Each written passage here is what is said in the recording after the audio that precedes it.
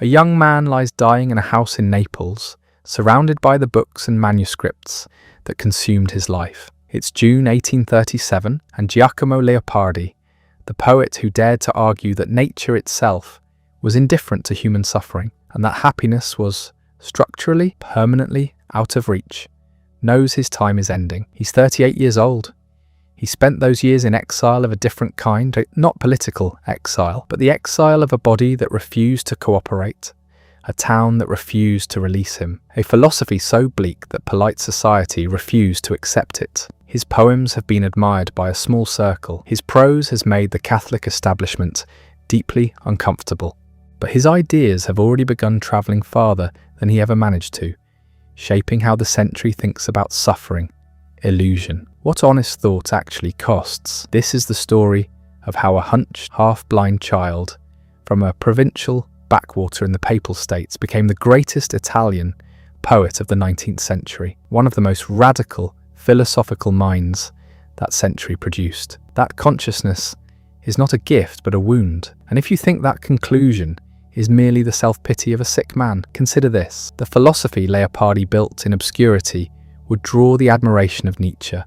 His notebook, kept across 15 years and nearly 5,000 pages, would be recognized, when finally translated in full, as one of the most systematically modern, philosophical documents in any European language. His poems, compressed and formally precise, would be read 2 centuries later as some of the deepest lyrics in the Western tradition. A generation of Italian writers would claim him as their predecessor. He would do all of this without a university, without a mentor for most of his life, without a single year of unbroken physical health, without ever genuinely escaping the small town where he was born. But the man who constructed these ideas was no brooding romantic in the usual sense.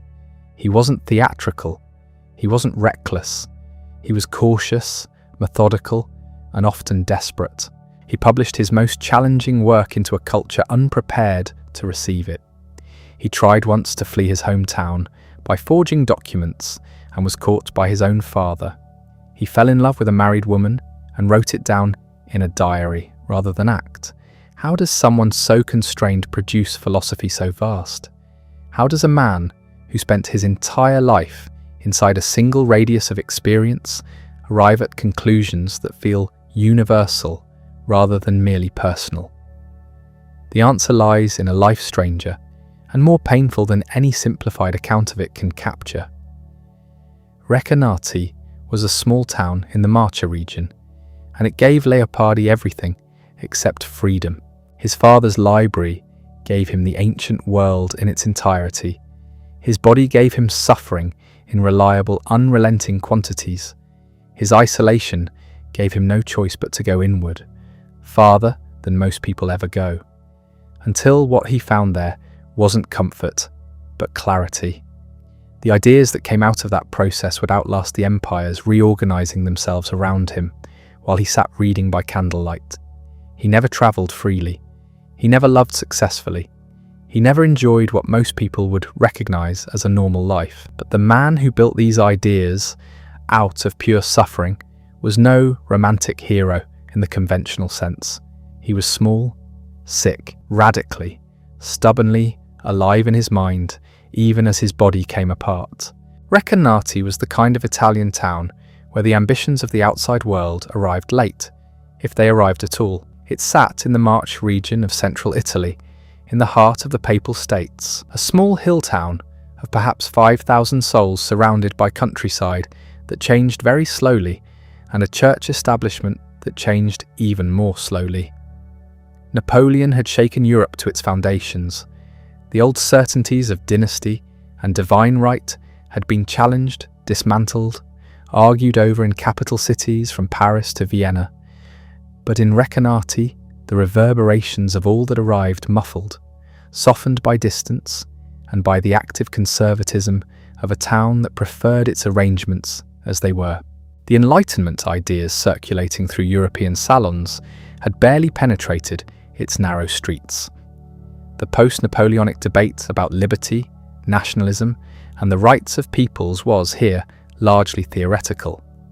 Life in Recanati moved according to the rhythms of the church calendar, the agricultural seasons, the slow consolidation of local families who had held the same positions for generations. Into this atmosphere, on June 29, 1798, Giacomo Leopardi was born. His family was the most prominent in town. That meant, in the context of Recanati, a great deal and very little at the same time. The Leopardis were noble.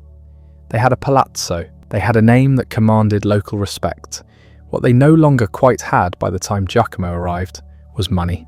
His father, Count Monaldo Leopardi, had seen to that. Monaldo was a man of genuine intellectual passion and almost total financial recklessness. He loved books above nearly everything else.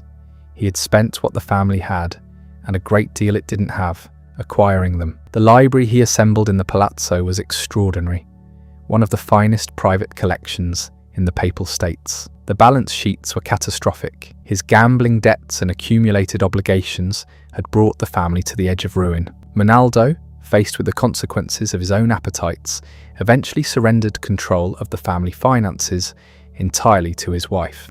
Adelaide Antitti was the kind of woman who could be described as formidable without it being entirely a compliment.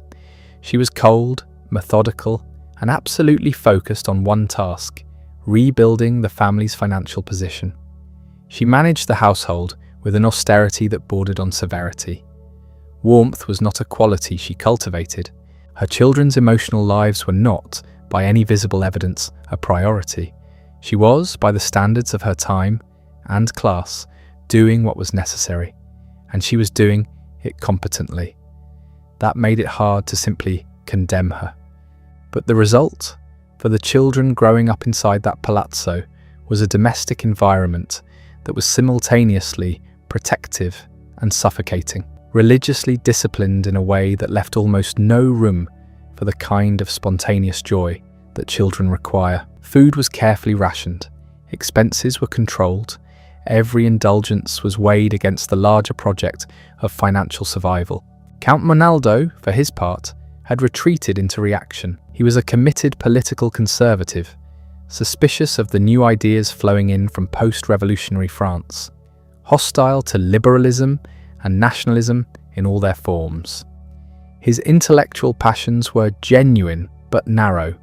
He read widely, he wrote, he opined, and he did all of it from a position of settled certainty that the old order, the papal authority, the hierarchies of faith and rank, were not merely convenient but correct. He was not a cruel man. He had real affection for his children. But his world was a closed one, and he had no particular interest in opening it. The household, then, was a place of extraordinary paradox. There was the library, vast, magnificent, full of precisely the books that could carry a curious mind anywhere it wished to go. And there was the family itself, arranged around principles of economy, obedience, religious observance that pressed inward from every direction. The prayers were regular. The supervision was constant. The sense that certain questions were not to be asked was pervasive. Within these walls, Giacomo had two companions who mattered: his younger brother Carlo and his sister Paolina. The three children formed a small enclosed world inside the larger enclosure of the palazzo and the town. Carlo was close to Giacomo in age and temperament. The two would remain in correspondence for the rest of Giacomo's life, exchanging letters of a frankness he rarely showed elsewhere. Paolina was intellectually curious in ways that the family's expectations for a daughter made difficult to sustain. They were, all three of them, children who understood from an early age that the world available to them was considerably smaller than the world that existed. Recanati itself reinforced this at every turn. The town offered no intellectual stimulation commensurate with what was developing inside Giacomo's mind. There were no peers of his ability, no teachers who could keep up with him, no institutions that could channel what he was becoming. The isolation was not merely geographical, it was cultural, social, and in the deepest sense, spiritual. The boy who would one day write about the infinite found himself confined from the very beginning by walls on every side. The Leopardi Palazzo had something that would save Giacomo and destroy him in equal measure, one of the finest private libraries in the Papal States. Count Monaldo had spent years assembling it, accumulating volumes with an enthusiasm that bore no relationship to the family's actual finances. There were thousands of books, classical texts, theological treatises, works of natural philosophy, history, poetry, philology, gathered from booksellers across Italy, while Adelaide managed the accounts and said nothing, or said everything, depending on the year. The library was Monaldo's great extravagance, the one place where his reactionary temperament and his genuine love of learning converged into something real. For Giacomo, it was simply the world. He entered it very young, before most children his age had progressed beyond basic primers. Giacomo was moving through the shelves with a purposefulness that the household tutors found difficult to keep up with. Count Monaldo had arranged for instruction in the usual subjects: Latin grammar, basic rhetoric, the foundational religious texts.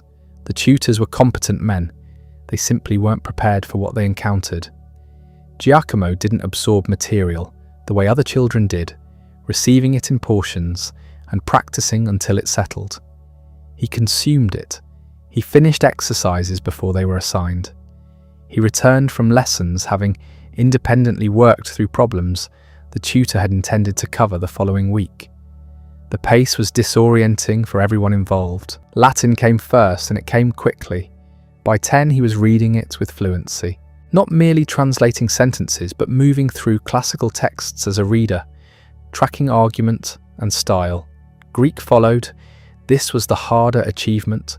Greek required a different kind of mental effort, a willingness to rebuild fundamental assumptions about how language could be structured. Giacomo was 12 when he began it seriously, and was reading Homer's original Greek within a year. Visitors to the palazzo who encountered him during this period left accounts that all contained the same quality of disbelief. Here was a child, physically small and pale from long hours indoors, who could discuss Thucydides in the original with the composure of a university professor.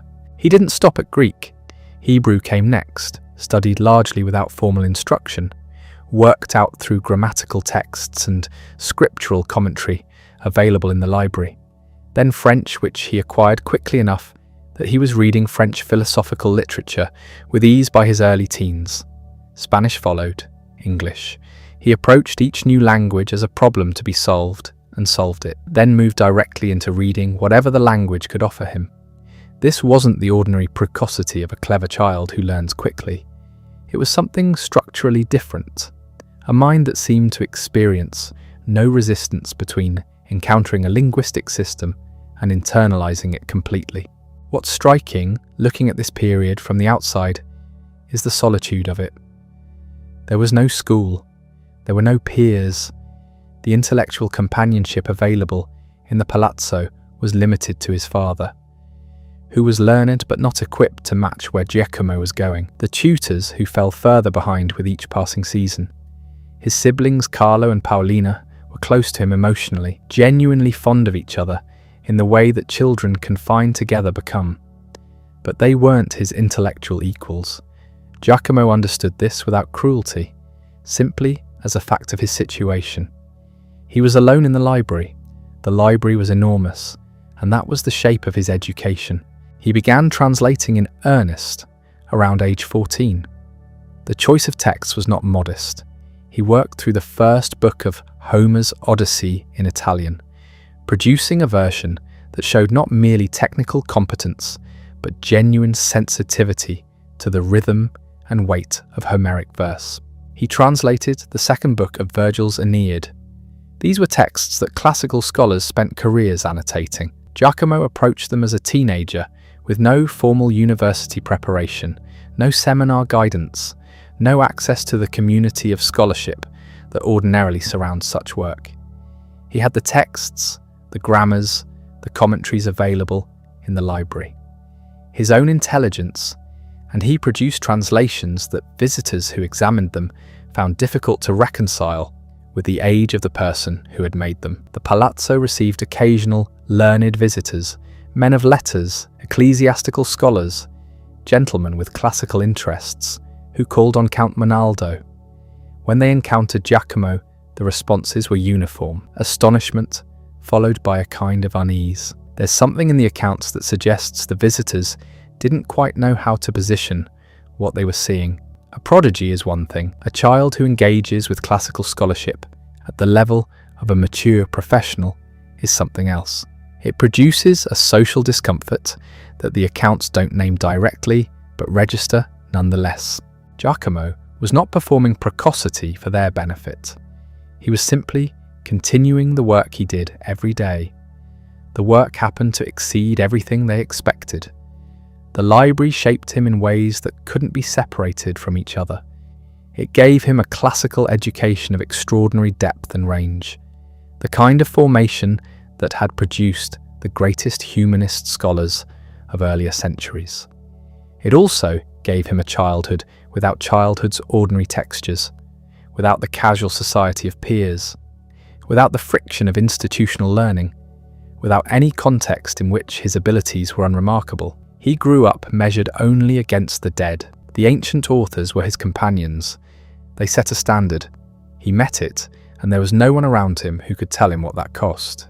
By the time he was 14, he had already exhausted the resources of every tutor his father could find. What Leopardi did between the ages of 12 and 19 has no real parallel in the history of European letters. Most prodigies burn bright for a season and then settle into something more ordinary. Leopardi did not settle. He accelerated. The library that had shaped his earliest years became in his adolescence something closer to an obsession, a place he retreated to before dawn and left only when the candles had burned down entirely. He called this period, in his own words, studio matto e disperatissimo, mad and most desperate studying. The phrase sounds romantic from a distance. It was not romantic, it was a kind of consuming, and what it consumed was him. The hours were punishing. He worked through the night regularly, sleeping only when exhaustion made it impossible to continue. He translated, composed, annotated, analysed. He moved through classical texts with the systematic intensity of someone trying to master not just a language, but an entire civilization at once. Greek historians, Latin poets, ancient rhetorical treatises. He absorbed them all and then turned around and produced original scholarly commentary of a quality that would have impressed a trained academic. He was 13, then 14, then 15. The pace did not slow. If anything, it intensified, because the alternative was Recanati itself, and the palazzo, and the silence of a household that offered very little beyond books to a boy of his particular interior life. The physical cost announced itself gradually, then all at once. Somewhere in these years his spine began to curve. The condition was probably Pott's disease, tuberculosis of the spine, or possibly ankylosing spondylitis. Physicians then, and scholars later, have debated the precise diagnosis, but the effects were beyond dispute. His back bent. His stature, already modest, contracted further. By the time he was in his late teens, he stood barely 4.5 feet tall, and the curvature was visible and permanent. He had been born into a body that carried inherited fragility. Many in his family had suffered from serious ailments and physical abnormalities, but the hours bent over books in poorly heated rooms, working by weak candlelight, almost certainly accelerated what would have come anyway. Then there were his eyes. The eye problems began early and grew worse with each passing year. There were extended periods when reading became impossible. The very activity that constituted his entire existence, taken away from him for weeks at a time. He pushed through when he could. When he couldn't, he sat in a kind of enforced idleness that he found more agonizing than pain. For someone whose mind was always running at full speed, being unable to engage with books was not rest. It was a different kind of suffering. The eyes never fully recovered. They remained one of the persistent vulnerabilities of his life, a limit he ran up against again and again. The secondary ailments multiplied. Asthma made breathing laboured. Digestive problems became chronic and severe enough to constrain what he could eat and how he could move. Insomnia threaded through everything, making the nights that had once belonged to scholarship increasingly restless and exhausting. He developed sensitivities to cold that would dictate where he could live for the rest of his short life. The body he had inherited was fragile to begin with. The body he had built through 7 years of relentless studying was something approaching a ruin. He was not yet 20. What makes this period so difficult to think about clearly is the paradox at its centre. The studies were his escape. They were the one mechanism that made Recanati survivable, the one path he could see toward a world larger than the palazzo and the provincial streets outside it. To master Greek was to enter Athens. To translate Virgil was to move inside a civilization that had produced something lasting and magnificent. The library was his window, and studying was the only way to open it wider. But every hour of study was also an hour of physical damage, accumulating silently until the damage became impossible to ignore. The escape route and the trap were the same thing. He knew this, or came to know it, and kept studying anyway, because there was nothing else.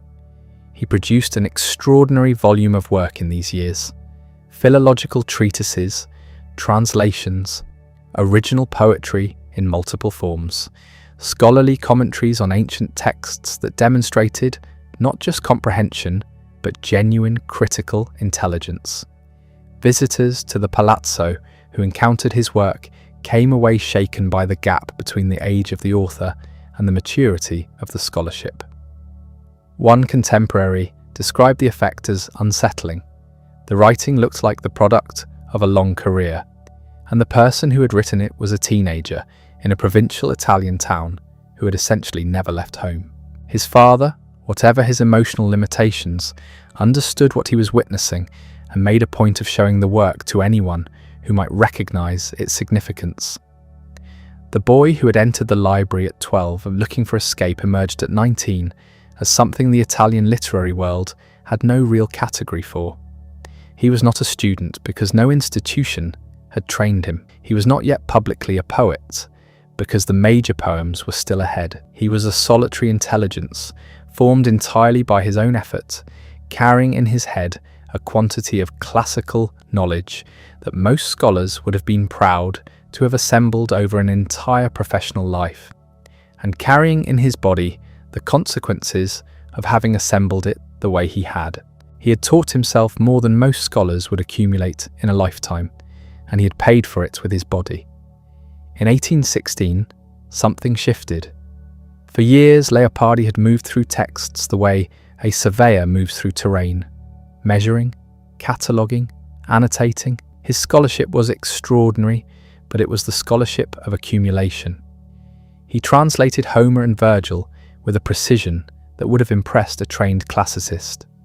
He wrote philological commentaries on ancient authors that nobody in Recanati had the learning to evaluate. He had built an enormous architecture of erudition inside the palazzo, and it was entirely, suffocatingly internal. What changed in 1816 was not his intelligence or his discipline. It was the direction those things were pointing. Leopardi himself gave this moment a name. He called it the passage from erudition to the beautiful. The phrase sounds neat, almost programmatic, but what it describes is a genuine transformation in how he understood his own purpose. The classical languages he had mastered weren't only instruments for recovering what the ancients had said. They were models for saying something himself. The difference was enormous. A scholar works backward toward a text. A poet works forward toward an expression that doesn't yet exist. His first serious poem in this new mode was L'appressamento della morte, The Approach of Death, written in 1816 when he was 17. The choice of form was deliberate and revealing. He wrote in terza rima, the interlocking three-line stanzas that Dante had used in the Commedia. This was not accidental borrowing. It was a declaration of lineage, a young poet placing himself consciously inside the great Italian tradition and testing whether his voice could sustain the weight of that connection. The poem itself is not yet fully his. The imagery is sometimes stiff. The philosophical movement, not yet the fluid thing it would later become, but the impulse behind it, the desire to confront mortality directly, to make suffering into formal art rather than merely endure it. That impulse was already entirely Leopardi's own. In the same period, Leopardi entered a debate that was dividing literary Europe. The question was essentially this: should contemporary poetry follow the models of classical antiquity, or should it embrace the new Romantic movement that was transforming literature in Germany and England and spreading steadily into Italy? Leopardi took his position in a substantial critical essay, The discorso di un italiano attorno alla poesia romantica, a discourse on romantic poetry, written from the perspective of an Italian classicist. His answer was unambiguous. He sided with the ancients. This might seem strange, given what his poetry would eventually become. Leopardi is now read as one of the defining figures of Italian Romanticism. But his classicism was never simply conservative instinct. He understood the ancient poets as writers who had access to something modern civilization had lost: an immediacy of experience, a capacity for the kind of unreflective feeling that close engagement with nature and mortality produces. The Romantics, in his view, were reaching for that intensity through Teutonic fog and Gothic machinery. The better route was to learn from the Greeks and Romans who had actually possessed it. His argument was not that modernity should imitate the ancients, but that it should understand what the ancients understood. There was a philosophical edge to his classicism from the beginning. Then came 1818, and with it the two poems that first announced him to anyone paying attention beyond the walls of the Palazzo. All'Italia, to Italy, and Sopra il monumento di Dante, on the monument of Dante, were patriotic odes, on a scale he hadn't attempted before. Both lament the same thing: the distance between what Italy had been and what it had become. The ancient Romans, in Leopardi's rendering, possessed a heroic vitality that modern Italians had entirely forfeited. Their descendants occupied the same peninsula and spoke a descended language, but the connection felt severed. Italy was politically fragmented, culturally passive, subject to foreign powers that controlled it with barely disguised contempt. The poems call directly on ancient virtue. They name the battles where Romans died for something worth dying for. They ask, with a barely controlled fury, how a nation that produced such men could have arrived at such vacancy. It is important to understand what these poems are not. They are not the private meditations of a young man absorbed in his own suffering. They are public, rhetorical, addressed outward. They demand a response. Leopardi was not only writing about Italy, he was trying to act on it, to use verse as a form of civic pressure, to shame his contemporaries into something better. The fact that he was writing from a small room in a Recanati, unable to walk freely in the world he was addressing, made the ambition more striking, not less. He was 18 years old. The voice was not yet fully his, but the ambition is enormous.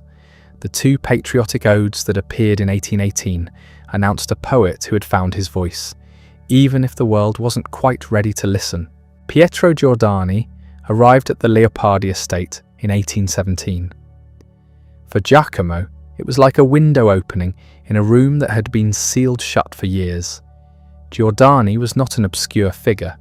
He was one of the most respected men of letters in Italy, a classicist, an essayist, a correspondent whose opinions carried weight in the literary circles of Milan and Florence. He had earned his reputation through decades of careful scholarship and a prose style that contemporaries admired for its precision and gravity. He was 40 years old when he came to Recanati. He was, by every measure, a man who had arrived. What drew him to a provincial backwater in the Papal States was curiosity about a name he had encountered in one of the patriotic odes of 1818, a name attached to work that struck him as extraordinary for any writer, let alone one who turned out to be a teenager confined to his father's library. The improbability of what followed is hard to overstate. Here was a celebrated scholar moving through the centres of Italian intellectual life, choosing to invest himself seriously in a 19-year-old who had never left Recanati, whose formal credentials amounted to nothing more than private study and a father's library. And here was Giacomo, who had spent years writing into a void, receiving for the first time the confirmation that his work was real and that the world capable of judging it had noticed. Their correspondence began almost immediately and became one of the great epistolary exchanges in Italian literary history. Leopardi wrote to Giordani with a candour that he had never permitted himself before. He described his isolation not as a complaint but as a fact. The particular texture of days spent reading and writing in a town where no one around him had any particular interest in what occupied his mind. He described his ambitions with the same frankness. He wanted to be part of something larger than Recanati, to belong to the intellectual life of his time, to produce work that would survive. He was not falsely modest. He knew what he was capable of, and he said so. What Giordani gave back was something Leopardi had never received in quite this form. It wasn't simply praise, though the praise was genuine and specific. Giordani identified precisely what was remarkable about the early poems. The compression, the classical discipline applied to intensely personal material. It was recognition. Giordani treated him as a peer. He argued with him, pushed back on certain positions, suggested readings, asked questions that assumed a serious intellect on the other side. For a young man who had spent years in a household where his gifts were acknowledged largely as curiosities and his suffering was managed as an inconvenience, this was not a small thing. The letters Leopardi sent during this period reveal the scale of what he had been holding. He wrote about the loneliness with an analytical clarity that is almost painful to read, not wallowing, but dissecting, the way a naturalist might describe a specimen. He understood his own situation with terrible precision. He was 20 years old, brilliant beyond any reasonable measure, physically deteriorating, surrounded by a family that loved him in the ways it was capable of and could not reach him where he actually lived. Giordani could not change any of this, but he could see it and say that he saw it. That was more than anyone had done before. There were limits to what the friendship could offer, and Leopardi understood them clearly enough. Letters arrived and were answered. Encouragement accumulated, but the palazzo walls were still there when Leopardi set down his pen. His eyesight still worsened by the month. His back still curved under whatever it was that was slowly reshaping his skeleton. His father's house was still his father's house. The same rooms, the same routines, the same distance from everything he wanted to reach. Giordani could confirm that Florence existed, that Milan existed, that there were rooms full of people who would read what Leopardi wrote. He could not put Giacomo in those rooms. And yet the confirmation mattered more than it might seem from the outside. Before Giordani, the outside world was largely theoretical, something Leopardi could read about and imagine, but had no direct evidence was accessible to him personally. After Giordani, it was real in a way it hadn't been before. Someone from that world had come to Recanati and gone away telling people what he'd found there. That changed the nature of the waiting. It made the isolation more bearable and less bearable simultaneously. More bearable because there was proof the world existed, less bearable because the proof only sharpened the desire to reach it. Giordani continued to correspond with him for years, through the difficult periods that followed, through the worsening health and the failed escape attempt still to come. The friendship outlasted the immediate intensity of its first phase, but nothing that came after quite replicated the shock of that first encounter, the experience of being seen with full clarity by someone who had no obligation to look. For the first time in his life, Leopardi had someone who saw him not as a curiosity or a burden, but as a mind worth taking seriously. In 1817, Leopardi fell in love for the first time. He handled it the way he handled everything. He wrote it down. The woman was Gertrude Cassi Lazzari, a married cousin who came to stay at the palazzo for a few days in the autumn of that year. She was older than him, educated, and entirely unavailable.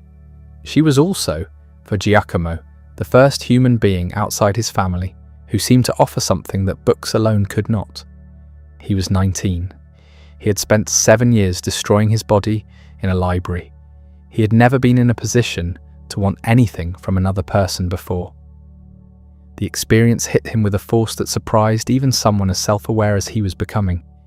He documented it immediately. The prose diary he kept during those days, later known as the Diario d'Amore, records the encounter with a clinical precision that barely conceals the emotion underneath. Every detail of her presence in the house, the way she spoke, the hours when she was near, and the hours when she was not. The poem that followed, Il primo amore, extended the meditation further. What Leopardi was doing in both pieces was less the work of a lovesick young man than of a philosopher who had stumbled onto an irreversible discovery. That desire, by its nature, reaches towards something it cannot hold. Gertrude left. The wanting remained, and what remained after the wanting was a new understanding of how the mind is built. This was the condition from which the Zibaldone grew. The notebook had begun earlier in the same year. It would continue until 1832. 15 years, nearly 5,000 pages. The word Zibaldone means something like a miscellany, a hodgepodge, which understates what it actually is. The Zibaldone is simultaneously a philosophical journal, a linguistic workbook, an archive of aesthetic theory.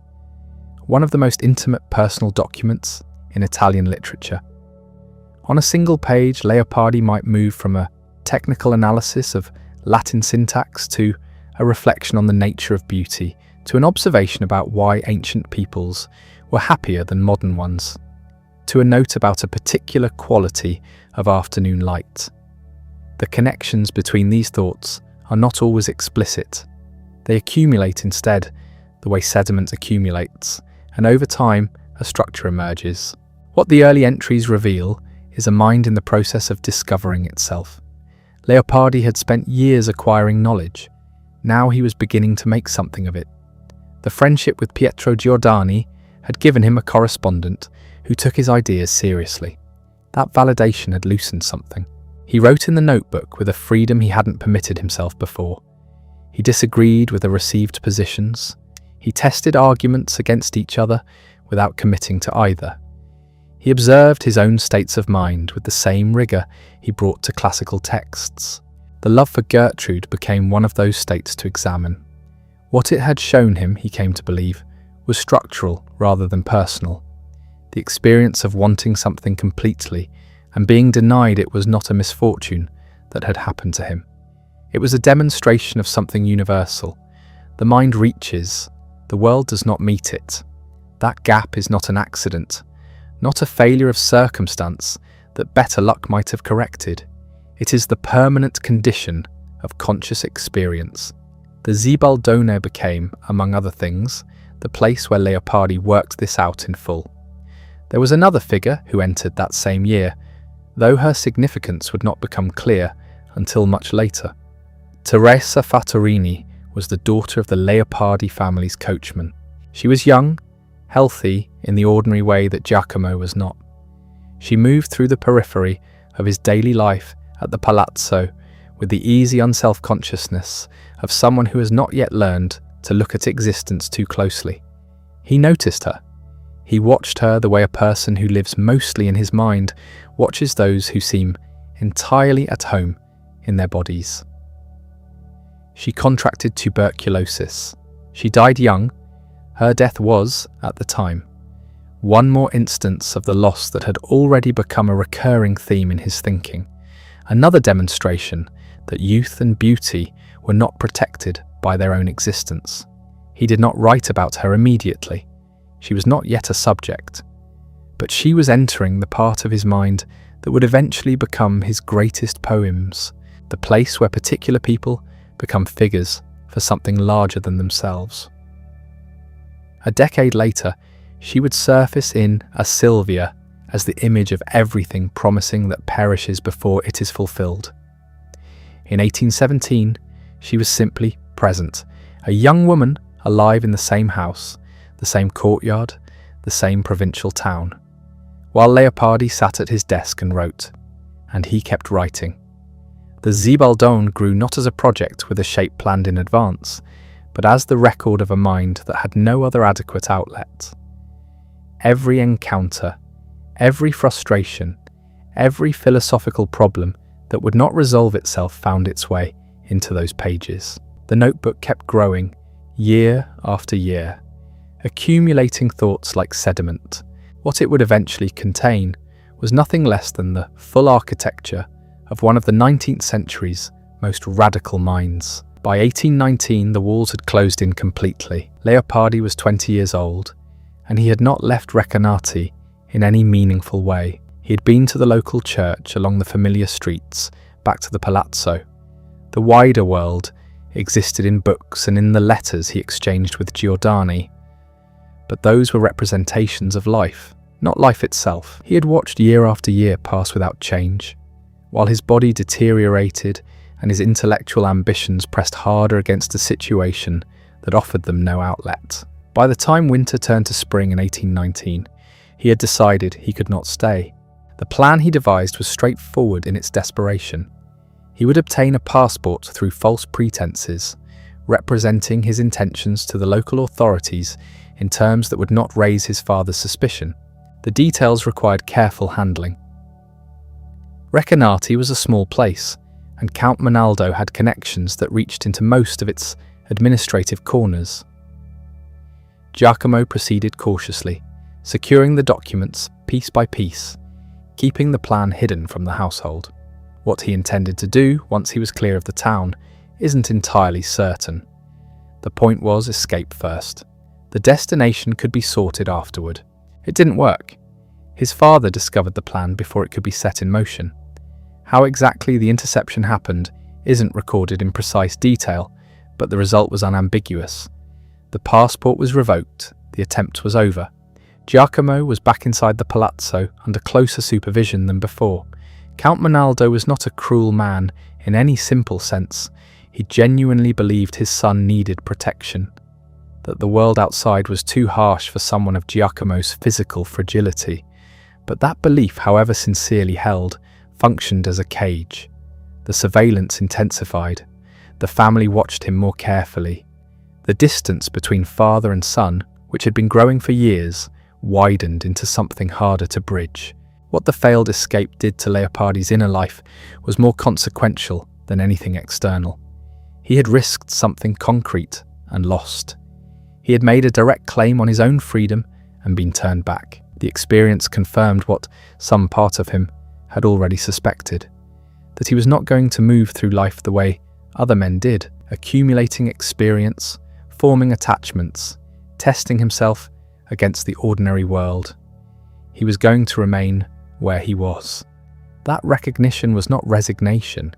It was something more corrosive, a hardening of his sense that he existed at a permanent remove from the circuits of happiness that seemed to run through other people's lives, without difficulty. Then his eyes failed. It had been coming for years. The long hours of reading and writing by poor light had taken their toll gradually. But in 1819, the deterioration became acute. For months, Leopardi could not read. He could not write. The library that had been his entire world, his escape and his education, and his one reliable source of anything approaching joy, was suddenly unavailable to him. He sat in rooms he knew by heart, unable to do the one thing that had always given him a reason to get through the day. The enforced stillness drove him inward in ways that no amount of voluntary reflection could have managed. When you remove the books, the notebooks, the external scaffolding of thought, what remains is the mind working on itself, over what it already contains, following chains of reasoning into whatever darkness they open onto. What Leopardi found in that darkness was not rest. It was not the peaceful void that religious traditions sometimes describe as the fruit of contemplation. It was an abyss, a confrontation with the basic structure of consciousness, stripped of distraction, revealing itself as something that desired endlessly and received almost nothing in return. The suffering that he had been articulating in theoretical terms became, in those months of blindness, an immediate and unexaminable physical fact. This would matter enormously for everything he wrote afterward. The philosophy that took shape in his notebooks over the following years was not built from books alone.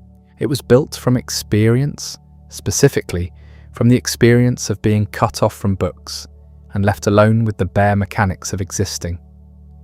When Leopardi wrote later about the mind's inability to find satisfaction in anything the world actually provides, he was not extrapolating from an abstraction. He had sat in that room and felt it directly. His eyesight recovered enough eventually to allow him to read and write again. The philosophical implications of what he had confronted didn't recover. They settled into him permanently, and the Zibaldone grew denser and darker through the months that followed. He was back in the palazzo, more closely watched than ever. The bitterness that had been building for years hardened into something permanent. The philosophy that Leopardi arrived at after 1819 didn't come from nowhere.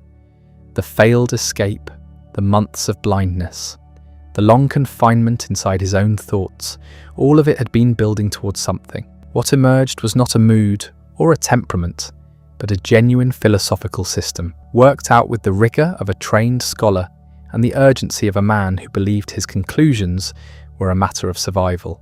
Scholars call this first phase historical pessimism. The label is useful even if it flattens something more complicated.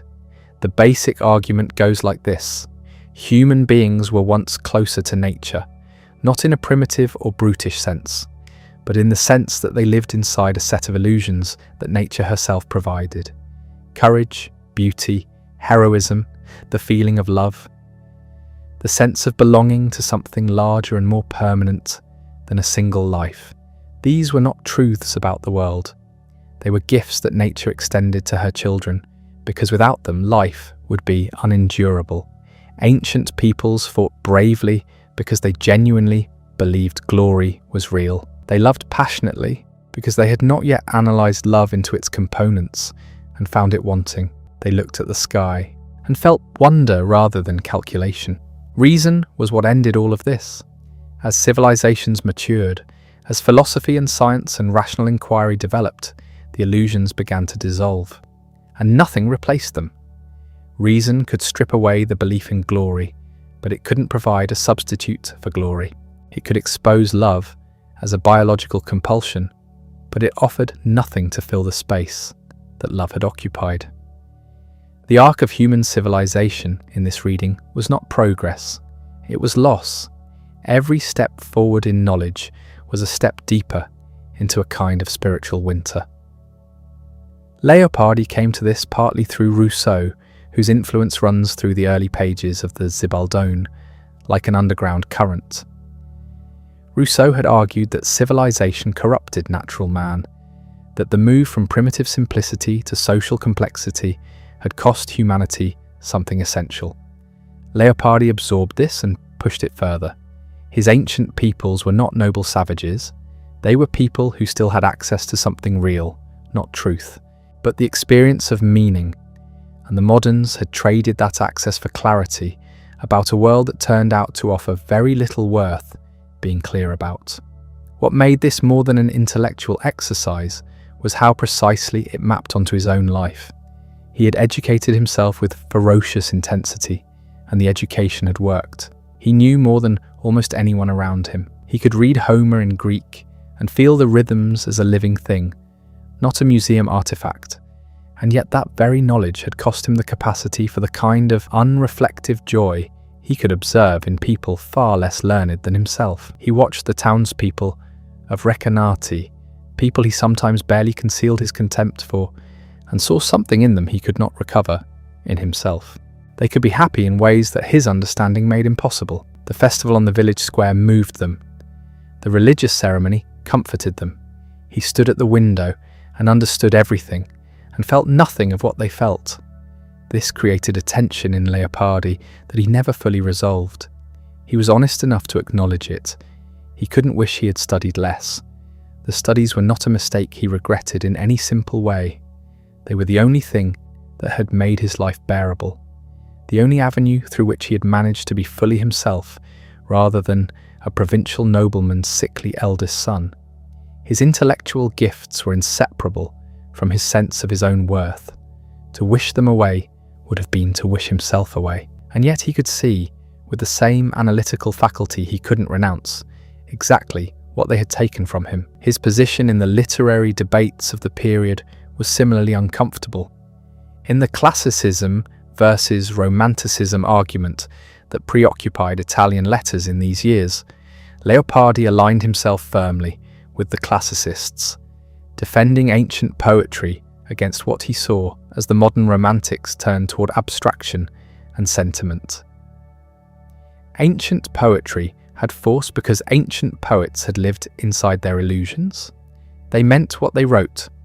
The moderns, for all their feeling, were performing emotions they had already half-analysed into incoherence. But Leopardi's deepest commitments didn't fit comfortably on the classical side either. He was not defending classical civilization because he believed it could or should be recovered. He was mourning it. The classicists wanted a programme. Leopardi had a funeral. The canzoni he was producing in these years, the patriotic odes, the philosophical hymns, carry the weight of this position. The voice in them reaches back toward ancient models, not out of imitation, but out of grief. He was writing from the wrong side of the divide he had identified, and he knew it. He had too much reason to write like someone who still had illusions. He had too many illusions left, or at least too much longing for them. To write like someone who had fully accepted their absence. Nature was still, in this first phase, a kind of mother, however distant and inconsistent. The enemy was human reason, the thing that stripped illusions away and left nothing in their place. In 1819, in the same months he was planning his escape, Leopardi wrote one of the most perfect short poems in any language. The poem is called L'Infinito, and it is 15 lines long. That's all. 15 lines, roughly 100 Italian words. Within that space, Leopardi managed something that philosophers had been attempting in thousands of pages, a precise account of what the human mind does when it reaches the edge of what it can perceive, and keeps reaching anyway. The poem begins simply. The poet is sitting on a hill he knows well, a familiar rise outside Recanati called the Colle dell'Infinito. A hedge blocks his view of the horizon. He can't see past it, and that obstruction, that ordinary, physical fact of a hedge cutting off his line of sight, becomes the engine of everything that follows. Because what the blocked view does is force his imagination inward and then outward into something vast. Unable to see the actual horizon, his mind constructs one that has no edge. He imagines spaces beyond what the eye can reach. Silence is deeper than any real silence. A time so old it precedes human memory entirely. The hedge, in other words, liberates him. The very thing that limits his vision is what makes the limitless thinkable. This is philosophically precise, not incidentally poetic.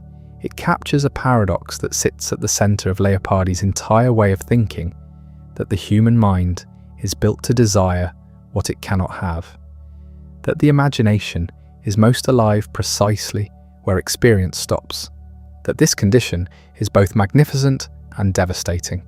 The final lines are among the most discussed in Italian literary history. The poet hears wind moving through the trees. The sound pulls him back to the present. The contrast between that real small sound and the vast imagined silence he's just constructed is almost unbearable. He compares the experience to drowning, to shipwreck, except that the drowning is sweet. Naufragio è dolce in questo mare. Sweet shipwreck in this sea. The poem ends there, mid-dissolution, the self losing its boundaries in something it can't contain, and finding the loss pleasurable. That final line is not a resolution, it's a surrender, and Leopardi makes it sound like the most honest thing a mind can do What makes L'Infinito so remarkable is its compression. Nothing is wasted. Every word is load-bearing. Leopardi was 20 years old when he wrote it, in a house he despised, in a town he was trying to escape, with eyesight already damaged enough to make reading painful. The contrast between those circumstances and the poem's serene, philosophical depth is difficult to account for. But the poem is also, quietly, a record of his situation. The hedge that blocks the view is real. The hill is real.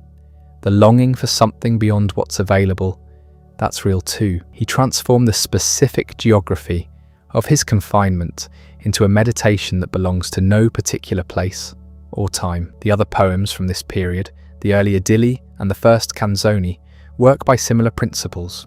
Alla Luna is an address to the moon, that the poet asks if it remembers shining on him from the same hill a year before, when his life was different. The poem is formally quiet, almost understated, but underneath the restraint is the recognition that time moves in one direction only, that the moon is the same and the man is not. That memory is both comfort and wound. The suffering in it is real, but it has been processed into something formal and austere. La sera del dì di festa, the evening of the feast day, is perhaps the most emotionally direct of the group. A young woman sleeps after the celebrations. The town is quiet. The poet is alone, unable to sleep, aware that she doesn't think of him. Following a chain of associations that moves from his personal exclusion, from happiness outward, to the fate of ancient civilizations that no longer exist. Other people celebrate and sleep. He lies awake. Nations rise and fall. The universe forgets them all. It sounds bleak stated plainly, but the poem doesn't feel bleak in the reading. It feels precise, like someone naming a condition that others have felt but not articulated. Each of these poems follows a similar movement. It begins in something small and specific. A hill, a moon, an evening, a woman singing at her window, and opens outward into something much larger and colder. The personal grief and the philosophical observation arrive together, inseparable, neither one illustrating the other, but both arising from the same source. That integration is what distinguishes Leopardi from his contemporaries. His suffering was not a posture. His philosophy was not an abstraction. Each bled into the other. The poems are the record of that bleeding, shaped into forms precise enough to last. These early poems were intimate to him in a way that his patriotic odes hadn't been. They announced a lyrical voice unlike anything Italy had produced since Petrarch. In November 1822, Leopardi finally got out. He was 24 years old. He had spent nearly every day of his life inside Recanati or inside the Palazzo. The journey to Rome, arranged through his uncle Carlo Antici, who had connections in the city, felt like the thing he had been waiting for since childhood. He had imagined Rome for years. He had read everything written about it. He had studied the classical world that produced it with a scholarly intensity most professional academics never match. Rome, in his mind, was where the serious intellectual life of Italy actually happened. What he found was something else entirely. Rome in 1822 was the capital of the Papal States, a city of ancient ruins and Baroque churches, an enormous administrative machinery devoted to maintaining the power of the church over central Italy. The streets were full of priests and pilgrims. The salons were full of courtiers. The intellectual life, to the extent it existed at all, moved according to social calculations that had nothing to do with ideas. The people Leopardi met through his uncle were well-connected, comfortable, almost entirely uninterested in the questions that had consumed him since he was 12 years old. He had expected a city alive with philosophical argument. He found patronage networks and polite conversation.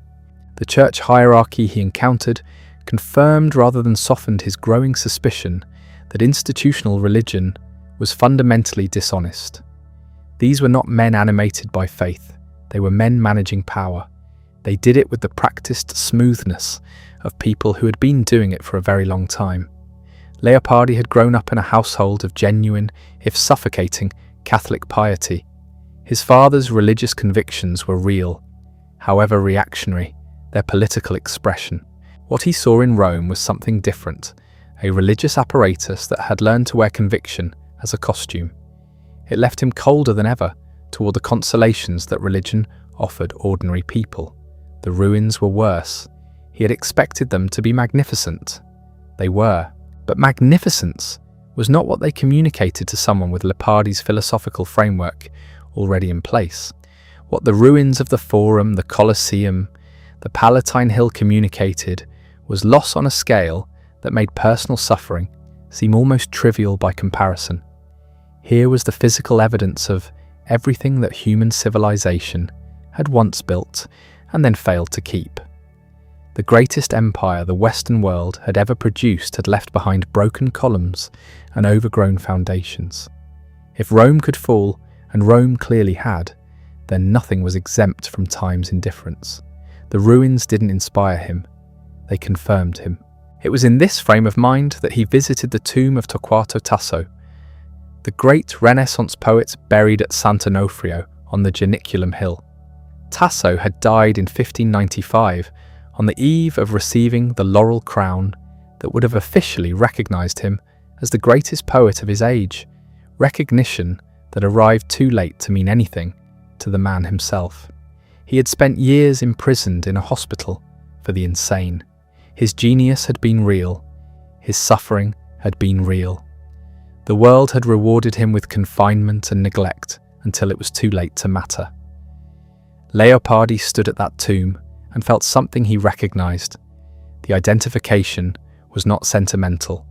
It was precise. Here was the pattern. A man of genuine intellectual gifts, destroyed by circumstances his talent could not overcome. Celebrated only after the circumstances had done their work. He would write about Tasso more than once in the years that followed. The visits stayed with him. He was writing during the Roman months as well, though not yet the intimate lyrical poems that had emerged in 1819 and 1820. The poem written around this period for his sister Paolina's wedding, Nelle nozze della sorella Paolina, shows a Leopardi still operating in the mode of public classical verse, formal, addressed to a specific occasion, drawing on ancient models. But the emotional subtext is unmistakable. The poem urges Paolina toward a kind of resigned dignity in the face of a world that offers women even less than it offers men. It is not a cheerful wedding poem. It could not be, written by someone who was seeing the world as Leopardi was seeing it by 1823. He left Rome in the spring of 1823 and made his way back to Recanati. The city had failed to provide what he needed: intellectual companionship, genuine philosophical engagement, any evidence that the wider world contained more life than the world he had left behind. He came back to Recanati more pessimistic than he'd left. That was saying something, with a clearer sense than ever that the external world offered him nothing he hadn't already found in books. Back in Recanati, and increasingly unable to work on poetry because of his deteriorating eyes, Leopardi turned to prose. The decision was partly forced on him. Poetry, as he practiced it, demanded a quality of visual and imaginative concentration that his failing eyesight made increasingly difficult to sustain. Prose was more forgiving, at least in the mechanical sense. But what he produced between 1823 and 1827 was not a compromise or a retreat. It was something stranger and more original than almost anything his contemporaries were writing anywhere in Europe. He called them the Operette Morali, the small moral works. The title is almost deliberately understated. These are short pieces, many of them dialogues, some of them philosophical fables, a few of them lyrical meditations in prose. They're light on the surface. The form Leopardi chose draws visibly on two older traditions. There is Voltaire, the satirical wit, the ironic compression, the way a single exchange can detonate a large philosophical assumption. And there is Lucian, the 2nd century Greek satirist who wrote dialogues between gods and dead heroes, using the conventions of myth to expose the absurdity of human pretension. Leopardi knew both models intimately. He had read them in the original languages before most scholars his age could manage either. But what he built from these materials was something his predecessors would not have recognized. The darkness that runs through the operette is of a different order than Voltairean satire. Voltaire mocked human stupidity because he believed in something better. He had faith in reason, in progress, in the possibility of a more rational civilization. Leopardi had already thought his way past that faith. By 1823, he had concluded that reason itself was part of the problem, and that the civilization reason had built was a monument to suffering dressed up as advancement. The operette don't mock foolish institutions in the hope that better ones might replace them. They describe the structure of existence itself. Consider the dialogue between nature and an Icelander. The Icelander has travelled the entire world, searching for a place where life is bearable. Heat, cold, disease, accident, everywhere he goes, existence turns against him. He finally confronts nature directly and asks the obvious question, why? Nature's answer is remarkable in its candour. She doesn't claim to have designed human happiness. She doesn't offer consolation or explanation. She simply explains that human beings are not the point.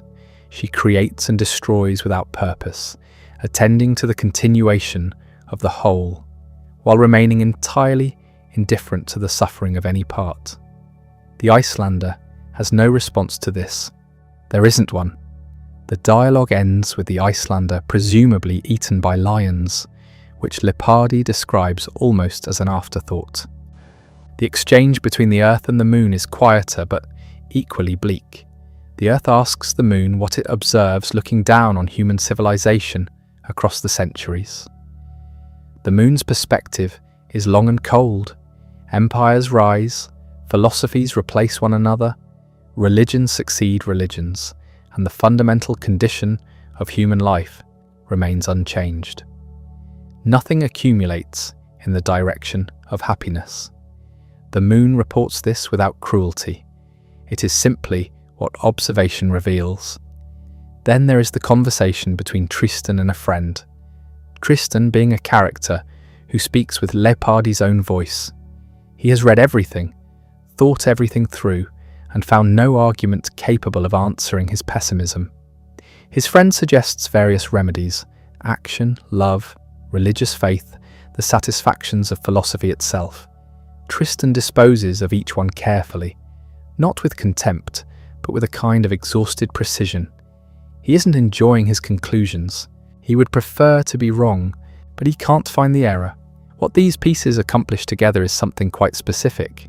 They dramatize the movement from what scholars would later call historical pessimism to cosmic pessimism. In the earlier phase, the enemy was human reason, and nature retained at least a residual dignity as something humanity had foolishly abandoned. By the time the operettes were written, that position had collapsed. Nature is no longer a distant mother whose intentions were once good. She is an indifferent mechanism. She produced consciousness as she produces everything else, without design, without consideration of what consciousness would experience once it arrived. The fact that consciousness suffers is not a problem nature is interested in solving. Suffering is simply what consciousness does. Leopardi published the first edition of the Operette Morali in 1827. The reception was uneven in ways that are easy to understand in retrospect. In certain literary circles, the book was admired for its formal elegance, its classical precision, and its undeniable intelligence. Some readers recognized immediately that they were encountering something of unusual philosophical seriousness, but the work made a great many people deeply uncomfortable, and the Catholic establishment found it more than uncomfortable. It found it unacceptable. The interesting thing is that the operette are not polemical in any conventional sense. Leopardi does not argue against the existence of God. He does not mount a theological refutation or repeat the familiar moves of Enlightenment atheism. He does something more unsettling. He simply describes a world in which no evidence of providential care is visible. His nature operates without purpose. His moon observes without judgment. His Icelander receives no answer that a benevolent creator could have supplied. God is not attacked in these pages. God is absent from them, and the absence is more troubling than any argument could be. The Catholic censors understood the implication perfectly well. A universe described in enough detail, with enough honesty, without the insertion of divine purpose at any point, becomes a universe in which divine purpose has no obvious foothold. The operette were not, despite their surface playfulness, a young man's work. They were the conclusions of someone who had looked at every available source of hope and found each one wanting. In 1825, a publisher in Milan named Stella offered Leopardi paid work. He accepted before the letter had finished drying. The job was editorial, preparing classical texts, writing commentary, the kind of scholarly labour Leopardi could do without thinking. But the work itself was almost beside the point. What Stella was really offering him was an exit. After years of failed escapes and the tightened surveillance and the slow suffocation of the palazzo, Leopardi took it with both hands. Milan was nothing like Recanati.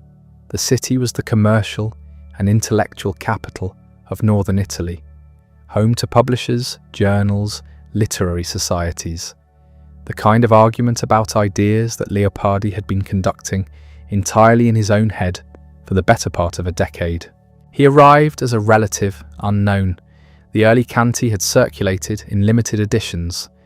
The operette was still being composed, but he carried letters of introduction and a reputation for extraordinary erudition that opened doors quickly. For the first time in his life, he was sitting across a table from people who had read the same books, who could contest his readings, who treated disagreement as a form of respect. It was disorienting. He had imagined this world for so long that encountering its actual texture, the noise of it, the vanity of it, the occasional genuine brilliance of it, required a kind of adjustment he hadn't anticipated. His health in Milan was unreliable. The northern climate didn't help. The same eye problems that had plagued him through the previous years returned periodically, limiting how much he could read. But he pushed through. He was meeting Alessandro Manzoni's circle, engaging with the debate between classicists and romanticists that was reshaping Italian literary culture. Discovering somewhat uncomfortably that his own position fit neither camp cleanly. He had always been sceptical of Romanticism's tendency toward vague feeling and national sentiment, but his defense of the classical tradition sat awkwardly alongside the increasingly radical conclusions of his own philosophy. The literary world of Milan noticed the tension and didn't quite know what to do with him. By 1826, he had moved to Bologna, and the city suited him better. The atmosphere was less frenetic. The intellectual company was more congenial. He found there a kind of sustained conversation that Milan's busier social life had made difficult. His collected versi appeared in 1826, and the volume brought him real attention. Not fame exactly, but the kind of serious recognition from serious readers that he had wanted since adolescence. He was being read now not as a curiosity from the provinces, but as a poet of genuine consequence. In Bologna, he also found something rarer, friendships that didn't require him to perform well-being he didn't feel. The letters from this period carry a different quality than the anguished correspondence of the Recanati years. The suffering hadn't diminished, but it had company. Florence came next, and it brought complications. The Florentine literary salons were sophisticated and well attended, and Leopardi entered them with his reputation preceding him. But Florence was also the centre of Italian Romanticism in a way that Milan wasn't. His resistance to its dominant assumptions made him a figure of interest and occasional friction. The Operette Morali were published in their first edition in 1827, while he was moving between these cities. The reception confirmed what he had suspected. The work was admired by those who could tolerate its conclusions and deeply uncomfortable for those who couldn't. The Catholic intellectual establishment found the dialogues impossible to endorse. Certain liberal readers found them too dark to be useful. Leopardi watched the reactions and recorded his observations without much surprise. Then Pisa, in the winter of 1827 and into 1828. The milder climate of Tuscany's coast made a difference his body hadn't allowed him to feel for years. The eye trouble eased, the chronic pain receded slightly, and something he had feared was gone permanently returned: the capacity for lyric poetry. He had spent years producing prose because his deteriorating health made the sustained concentration required for verse too costly. In Pisa, without quite planning it, the poetry came back. The lyric he called Il Risorgimento, the resurgence, was written here. Its subject was exactly what its title suggested: the return of feeling, of imagination, of the possibility of being moved after a long winter he had begun to believe was permanent. It was not a triumphant poem. Leopardi didn't write triumphant poems, but it carried something warmer than resignation. It pointed toward the extraordinary work that would follow when he was forced once again to go home. These years of wandering gave him material, friendships, a brief flickering sense that life beyond Recanati might after all be livable. The transformation in Leopardi's philosophy that took hold around 1825 was not subtle. The earlier position, that nature had once been generous, that reason was the corrupter, that something valuable had been lost when civilization stripped away the ancient illusions, still held a kind of consolation inside it. It implied a wound that might, in some theoretical sense, have been avoided. By 1825, Leopardi had stopped believing that. Nature was not a careless mother who had let her children wander into danger. She was something colder than that, indifferent in her structure, mechanical in her operation. She had produced consciousness the way a volcano produces heat, without intention, without purpose, without any obligation to the things caught in the flow. The shift had been building for years. The failed escape of 1819, the months of near blindness, the Roman disappointment, the accumulated evidence of his own body, all of it pointed toward the same conclusion. Suffering was not an accident of history or a consequence of civilization's wrong turn. It was the basic condition. Nature had given human beings minds capable of desiring the infinite, and bodies capable of experiencing only the finite. She had done this without malice, which was somehow worse than malice would have been. Malice implies a relationship. Indifference implies nothing at all. This is where the theory of pleasure becomes essential. Leopardi's argument was precise and, once understood, very difficult to answer. The soul reaches always toward something absolute, toward complete happiness, toward permanent satisfaction, toward a joy that does not diminish and does not end. But every actual pleasure that exists is bounded. It arrives, it peaks, it fades. The gap between what desire reaches for and what the world can supply is not a gap that can be closed by better circumstances or better choices. It is structural. It is built into the relationship between consciousness and reality. A man who achieves everything he wanted is not finally happy.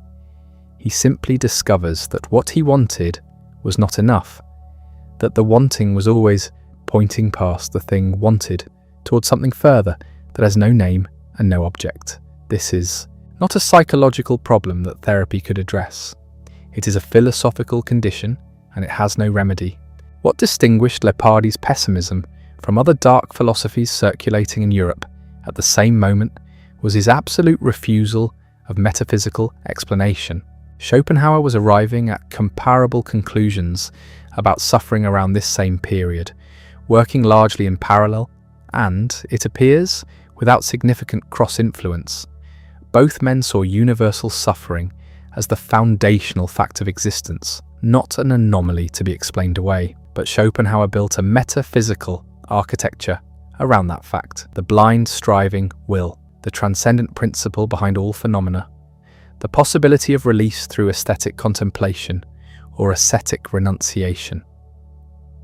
Leopardi had no patience for any of this. Evil, for him, was not a transcendent principle. It was an observation. It was what you found when you looked honestly at the world and stopped inventing reasons for what you saw. To construct a metaphysics of suffering was, in his view, a form of intellectual vanity.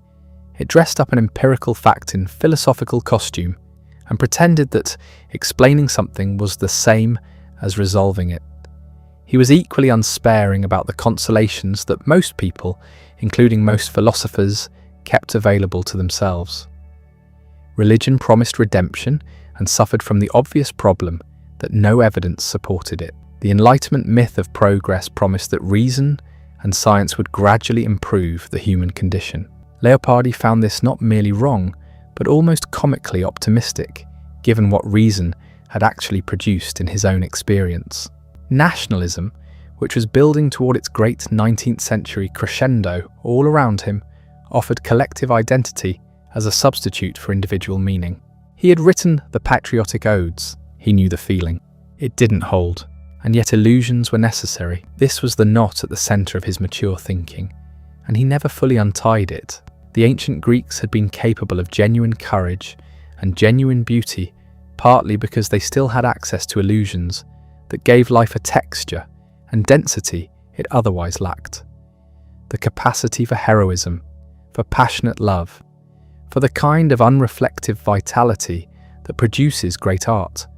All of these required a certain blindness to the ultimate conditions of existence. The philosopher who had looked clearly at those conditions was, in a precise sense, less equipped for living than the peasant who had never looked at all. This was not a conclusion Leopardi reached with satisfaction. It put him in a position he could neither escape nor resolve. He had done the thinking. The thinking had cost him the capacity for illusion. No amount of philosophical sophistication could buy that capacity back. By his late 20s, he was writing about these questions with a calm that bordered on the clinical. The Zibaldone pages from this period are dense, systematic, and almost entirely without self-pity. That is extraordinary, given what he was describing. He wasn't cataloguing abstract philosophical positions. He was describing his own life, the life of someone who had seen too clearly and too early, who had been too thorough in his pursuit of truth to leave himself anywhere soft to land. The conclusions were bleak. The method was scrupulous. Leopardi had arrived at a position bleaker than almost any thinker before him had publicly occupied. The remarkable thing was that he got there through careful observation rather than despair. In 1828, money ran out, and Leopardi came home. There was no dignified way to frame it. He had spent 3 years moving between Milan, Bologna, Florence, Pisa, 3 years of something approaching a normal intellectual life, of conversations with real equals, of a world that extended beyond the walls of the palazzo. And then the work dried up, the payments stopped, and the options narrowed to one. He returned to Recanati in November 1828, 30 years old, ill, dependent again on a father whose worldview he had long since left behind. The town received him exactly as it always had. Nothing had changed. That was the point of Recanati. Nothing ever changed. He knew what the return meant. It wasn't simply inconvenience or wounded pride. It was the confirmation of something he had been arguing philosophically for years, that the distance between desire and reality was not a temporary problem to be solved by effort or luck, but a permanent condition of existence. He had wanted freedom badly enough to plan an illegal escape in 1819. He had tasted something like it between 1825 and 1828, and now he was back in the same rooms, looking at the same walls, with the same body that had been failing him since his teens. The bitterness was not fresh. It had been aging for a long time. What was new was how completely the evidence had accumulated. But something happened in those rooms that no one, least of all Leopardi himself, could entirely have predicted. The confinement that felt like punishment produced poetry of a kind he had not written before. The wandering years had given him freedom and contact and publication. They had not given him his greatest work. Recanati did that. He wrote a Silvia in 1828, not long after the return. The poem is addressed to a young woman named Silvia, almost certainly Teresa Fattorini. The daughter of his father's coachman, who had died of tuberculosis years earlier when she was barely out of girlhood, Leopardi had known her slightly, as one knows someone who exists at the edge of a confined world. But her death had lodged somewhere in his thinking. Now, a decade later, it surfaced as one of the defining poems of the 19th century. The poem opens with memory. Silvia is recalled in the full brightness of her youth, her singing rising through the rooms of the house, her hands busy at the loom, her dark eyes full of a future she never reached. Leopardi places himself in those same remembered days, a young man poring over his books in the palazzo above, pausing to listen to her voice from the courtyard below. The two of them are held in the poem at the exact moment before knowledge arrives, the moment when youth still believes in the promises that youth makes to itself. She believed in her future. He believed briefly in his. Neither belief survived. The poem then turns. It simply moves forward in time, and time is enough. Silvia dies. The future she was moving toward closes before she reaches it. And in the final movement of the poem, Leopardi addresses her directly, asking whether this is what she died for, whether this is what nature promised and then withheld. Silvia becomes something larger than herself. She becomes the human tendency to hope, and the inevitability of that hope's destruction. She is every young person who looked forward and found nothing there. She is the illusion itself, dead of the same disease that kills everything that makes life bearable.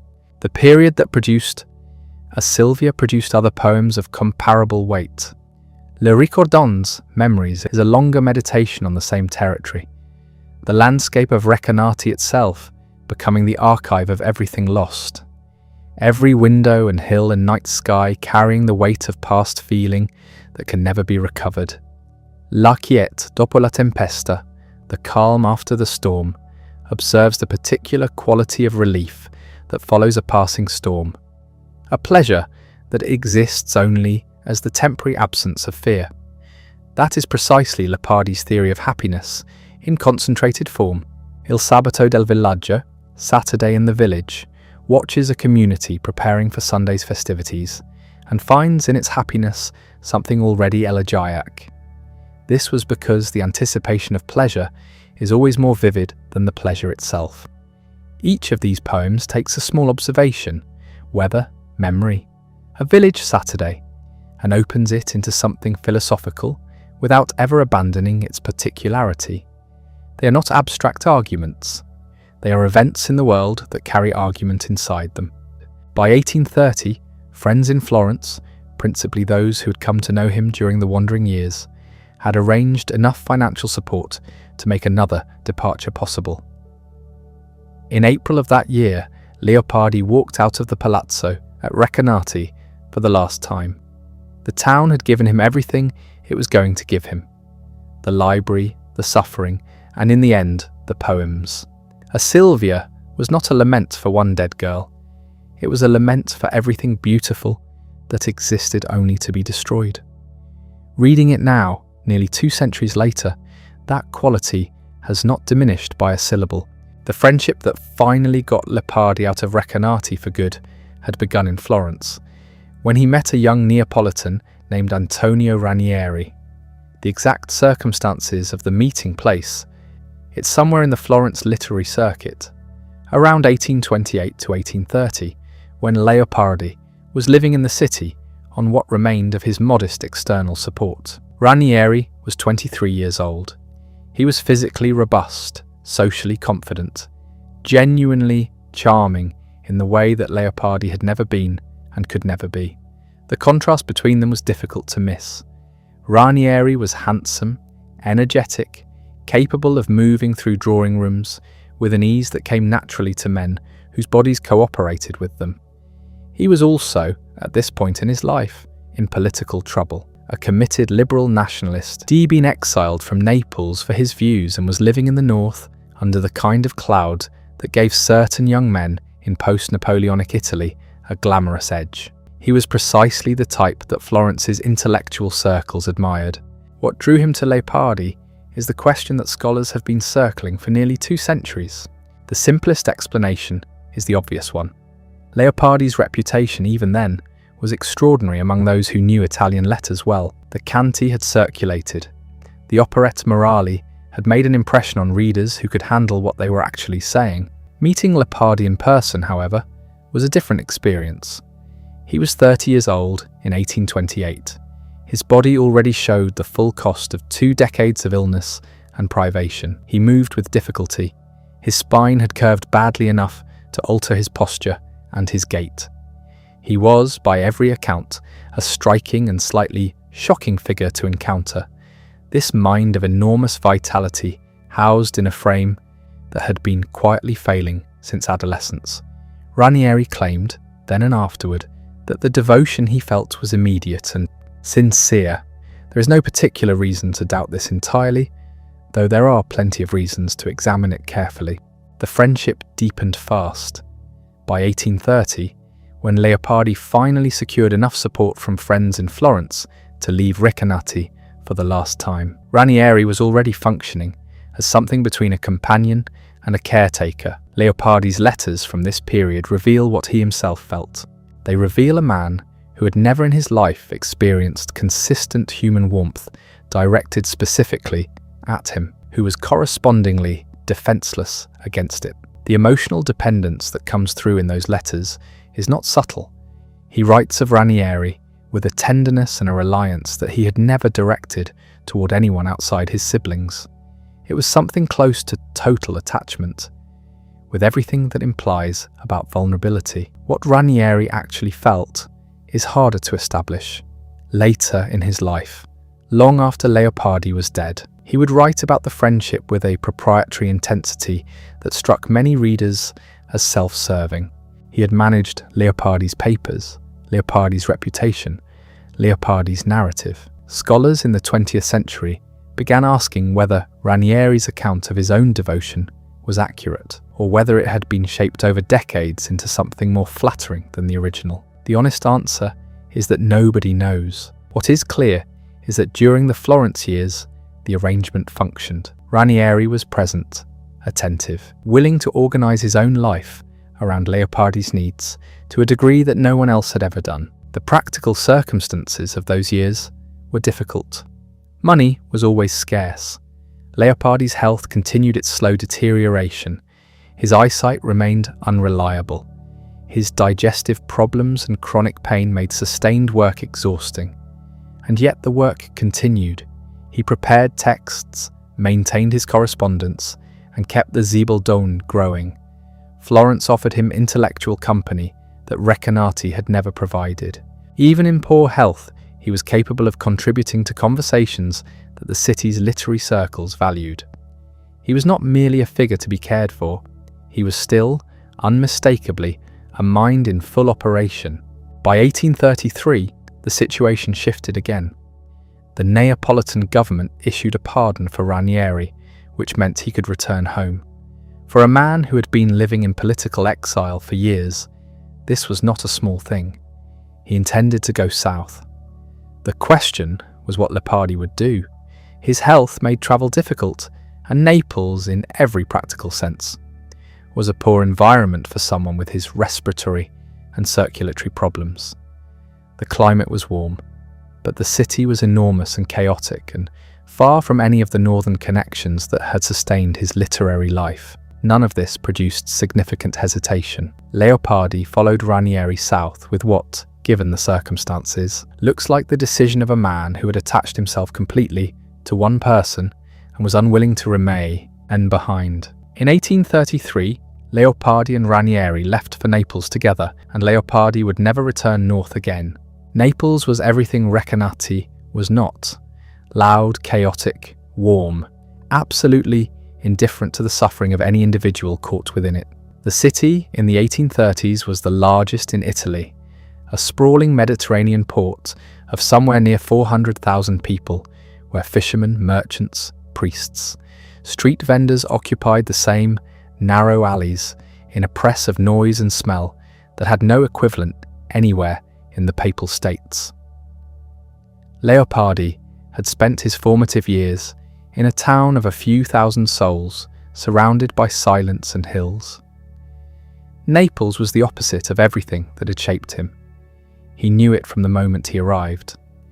He settled into a household with Ranieri and Ranieri's sister, Paolina, who took on the practical management of Leopardi's daily existence with a devotion that went well beyond ordinary hospitality.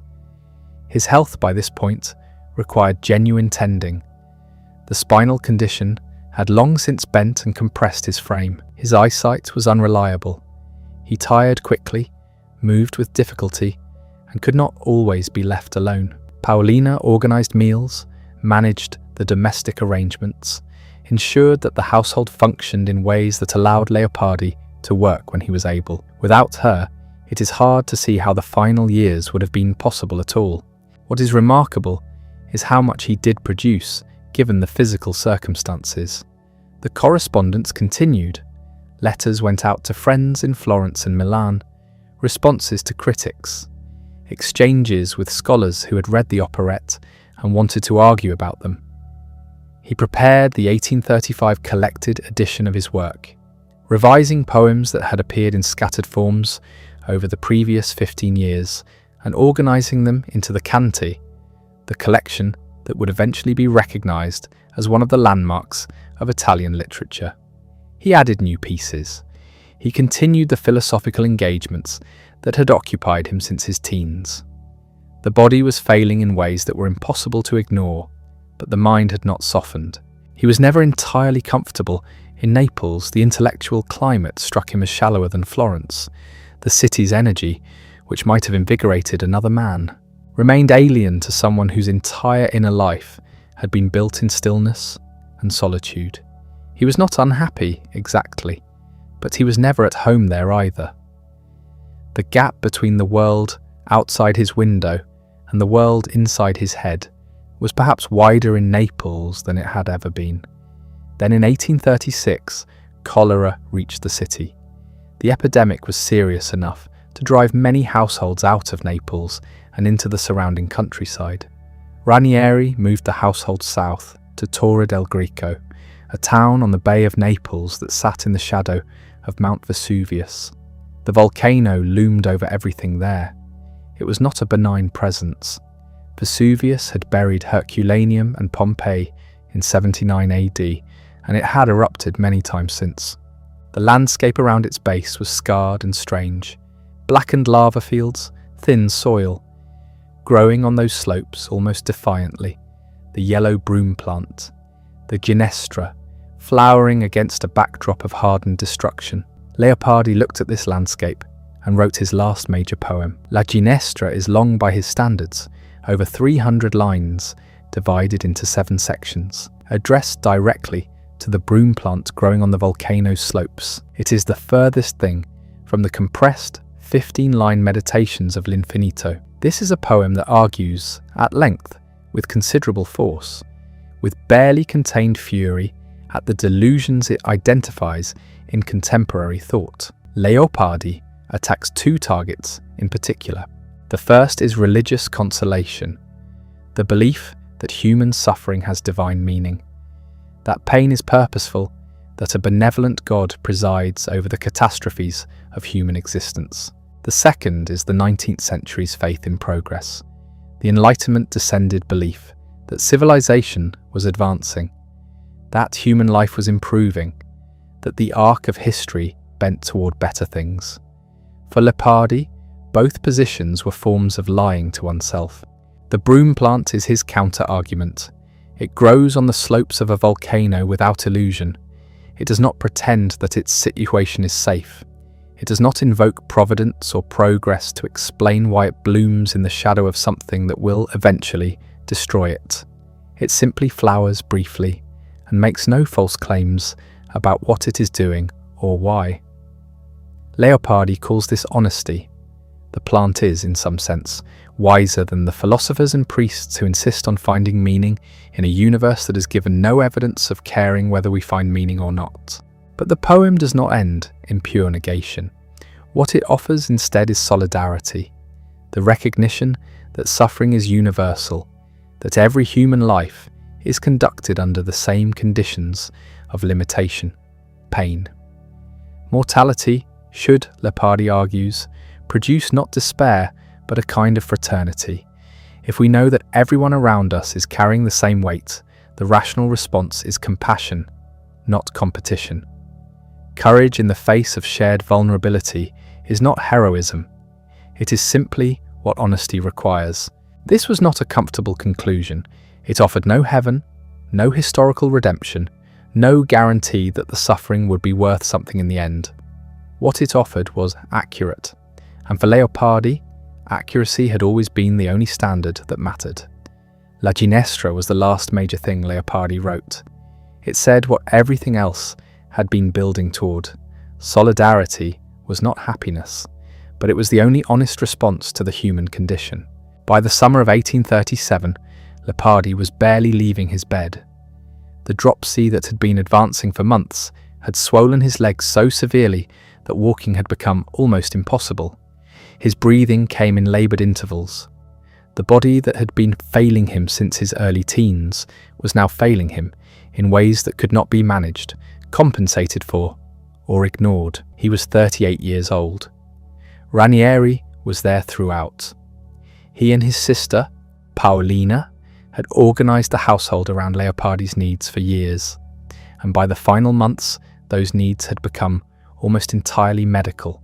Leopardi's correspondence had slowed to almost nothing.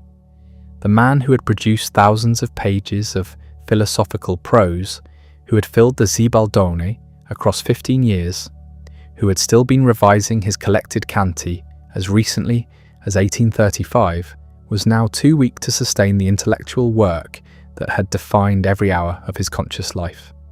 That silence was its own kind of death, arriving before the other one did. June 14th came on quickly. The deterioration that morning was faster than anything the previous weeks had suggested. Ranieri stayed beside him. The breathing that had been laboured grew worse, and then it stopped.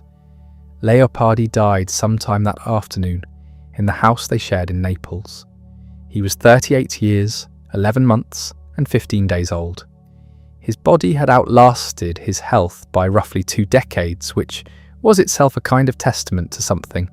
Stubbornness, perhaps, or the sheer force of the mind that had kept it moving. The burial arrangements that followed were chaotic in ways that felt almost deliberately cruel. Cholera had been moving through Naples and its surrounding areas, and authorities were applying strict protocols to the dead. There were real concerns that Leopardi's body might be disposed of in a mass grave without ceremony. Ranieri intervened urgently, pressing contacts and pleading with officials. He managed to secure a burial at the church of San Vitale a Fuorigrotta outside the city proper. It was not the resting place of a great man being honoured. It was the outcome of a bureaucratic struggle in a city preoccupied with epidemic disease. The death notices were short. A few journals noted the passing of a poet and philologist from Recanati. The fuller appreciations were limited to the small circles that had known his work closely. Italy, in the summer of 1837, was occupied with other things. The Risorgimento was still forming itself. Political pressures were building across the peninsula. A sickly poet dying in a rented house in Naples was not an event that commanded widespread attention. He had been obscure for most of his life, and he died obscure. His unpublished manuscripts remained in disarray for months after his death. Friends who had known him in various cities, Rome, Florence, Pisa, possessed fragments of his work and his letters, scattered testimonies of his intellectual life. These materials would eventually form the basis of what scholars could recover and study. Ranieri outlived him by decades. He was still alive when Leopardi's reputation had transformed beyond anything either of them could have anticipated in 1837. He wrote about his friend at length, producing a memoir that portrayed their relationship and Leopardi's final years in ways that later scholars would examine with considerable care. Ranieri had managed the manuscripts, the correspondence, the literary estate, and he had shaped the early narrative of who Leopardi was and what his life had meant.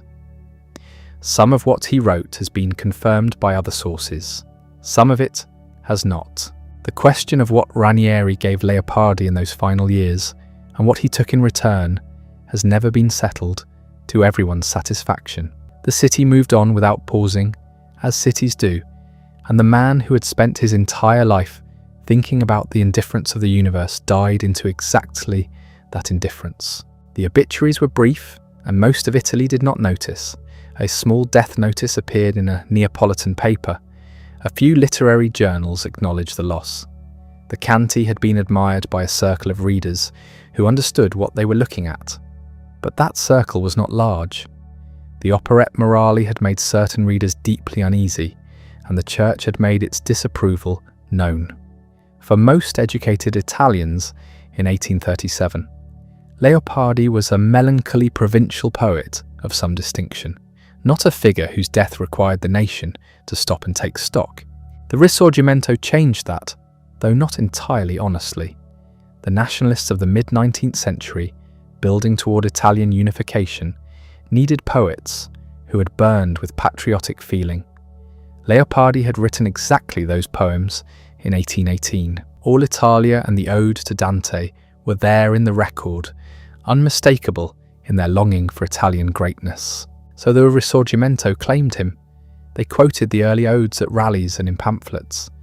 What they set carefully aside was everything that came after: the cosmic pessimism, the indifferent nature, the dialogues in which every human consolation collapses under examination. You couldn't easily conscript a man into nationalist mythology when his mature philosophy held that all collective hopes were illusions. The solution was to read the early Leopardi and treat the rest as a private affliction rather than a philosophical conclusion. It was a convenient reading, and it lasted longer than it should have. The fuller reckoning came gradually. Nietzsche read Leopardi with genuine admiration, recognizing in him a predecessor who had arrived at similar conclusions about reason, illusion, the poverty of modern civilization, and had done so without metaphysical scaffolding. That last point mattered. Schopenhauer explained universal suffering through the blind, striving will, a transcendent principle driving all existence toward futility. Leopardi refused that move entirely. Suffering, in his account, required no metaphysical explanation because it was an empirical observation. You didn't need a theory of the will to explain that the world caused pain. You only needed to look. Nietzsche, who was building his own critique of optimism and progress and the comfortable lies of European culture, found that refusal of false explanation genuinely important. Two men arriving at darkness from different directions and recognizing each other across the gap. The 19th century's broader crisis of faith gave Leopardi's work an audience it hadn't had during his lifetime. As the century wore on and the assumptions of Enlightenment progress came under increasing pressure, the questions Leopardi had been asking since his teens started to look less like personal misery and more like accurate diagnosis. He had written, decades before Darwin, before the full collapse of providential certainty, about a universe indifferent to human wishes. He had described the gap between what the mind desires and what existence provides, with a precision that felt prophetic to later readers who were living through exactly that gap on a civilizational scale. Italian literature absorbed him slowly and sometimes awkwardly. D'Annunzio is the strange negative image, the poet who took the lyrical intensity and the obsession with beauty and stripped out the philosophical honesty, replacing Leopardi's hard clarity with theatrical self-glorification. Where Leopardi refused consolation, D'Annunzio manufactured it wholesale, wrapping nationalism and aestheticism in language that glittered without illuminating anything. Reading them together clarifies what Leopardi was, because D'Annunzio shows you exactly what he wasn't. The 20th century found Leopardi again through the modernist poets and writers who were trying to work in a world after the war. After the grand narratives had failed, his insistence that there were no redemptive structures underlying human suffering, that the honest response was not transcendence, but solidarity, mapped onto a century that had seen enough of transcendent claims to be done with them. The Zibaldone was a different kind of discovery. The complete text had been known to Italian scholars for a long time, but its full translation into English didn't appear until 2013. When it did, the reception was something close to astonishment. Readers expecting a conventional journal found instead nearly 5,000 pages of systematic philosophical inquiry, aesthetics, linguistics, the psychology of perception, the mechanics of desire, the sociology of ancient cultures, the relationship between sound and meaning in poetry. It was not a notebook, it was an observatory. What struck readers most forcefully was how modern the method was, not the conclusions, which were unmistakably his, but the way he built them. He proceeded from observation to inference, checked inference against observation, refused to generalize further than his evidence supported, acknowledged when the evidence pulled against his preferred conclusions. For a man working alone in a provincial library, with no institutional support and no academic interlocutors, the rigor was remarkable. The Zibaldone established Leopardi for an international audience that had largely received him only as a poet. It was one of the 19th century's most systematic philosophical minds. The question his readers keep returning to is whether any of this is useful. A philosophy that tells you happiness is structurally impossible, that nature is indifferent, that every consolation is an illusion. What do you do with that? The easy answer is that you find it depressing and set it aside, but that answer depends on confusing honesty with nihilism. And Leopardi was not a nihilist. He loved beauty. He loved language with a precision and tenderness that runs through every line he wrote. He believed, by the end, in solidarity, in the idea that people who share a condition of suffering have an obligation to each other, that the only honest response to the indifference of the universe is human compassion freely given. La Ginestra, his last major poem, doesn't end in despair. It ends with broom flowers growing on a volcano slope, fragile and temporary, and entirely without illusions about their situation. Leopardi holds them up as a model, not because their situation is good, but because they face it without lying about it. 3 centuries of readers have kept returning to him, not in spite of his darkness, but because of it. He tells them something they already suspected and couldn't quite say. He takes the experience of suffering, private, physical, intellectual, the specific suffering of a mind that can see exactly what it's missing and knows it will never have it, and shows that this experience, looked at with enough honesty and enough care, becomes something that belongs to everyone. He didn't solve the problem of human suffering. He showed us, with more precision and more honesty than almost anyone before or since, exactly what the problem was. It turns out that's enough to last.